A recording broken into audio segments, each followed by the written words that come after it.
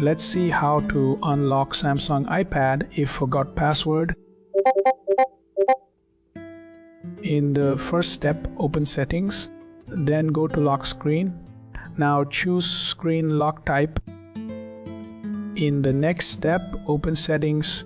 Later, tap on biometrics and security. After that, select Find My Mobile. In the next step, launch a web browser. Later, go to Samsung's Find My Mobile webpage. After that, log in using Samsung account. In the next step, find your device on the website.